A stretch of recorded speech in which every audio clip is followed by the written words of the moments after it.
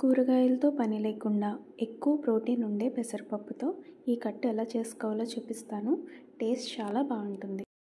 ఈ కట్టు చేసుకోవడానికి 1 ఇంచ్ చిన్న ముక్కలుగా కట్ చేసుకున్న అల్లం, ఒక గ్రీన్ చిల్లీ, 1 టేబుల్ స్పూన్ పెసరపప్పును తీసుకోండి. కుక్కర్లో పెసరపప్పును వేసి ఒకసారి కడగాలి. కడిగిన పెసరపప్పులో మనం పెసరపప్పు ఎంతైతే తీసుకున్నామో దానికి 2.5 గ్లాసెస్ వాటర్ పోసుకోండి. ఇప్పుడు ఒక గ్రీన్ చిల్లీ, మనం కట్ చేసుకున్న అల్లం ముక్కల్లో హాఫ్ అల్లం ముక్కలు పెసరపప్పులో వేసేయండి. 1/2 టీ స్పూన్ పసుపు వేసాక కలిపేసి మూత పెట్టి మీడియం ఫ్లేమ్లో కుక్కర్ని 2 విజిల్స్ రానివ్వండి.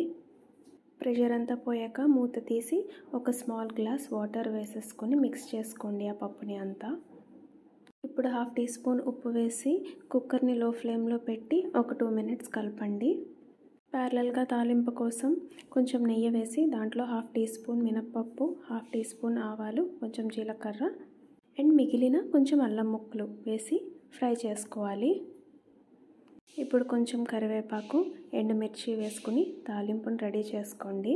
ఇలా రెడీ చేసుకున్న తాలింపుని మరుగుతున్న కట్టులో వేసేసి కలపండి.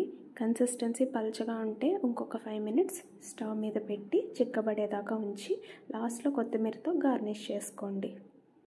చాలా క్విక్ అండ్ సింపుల్ పెసరకట్టు రెడీ అయిపోతుంది. దీన్ని వేడివేడి అన్నంలో నెయ్యి వేసుకుని తింటే చాలా టేస్టీ ఉంటుంది. Thanks for watching.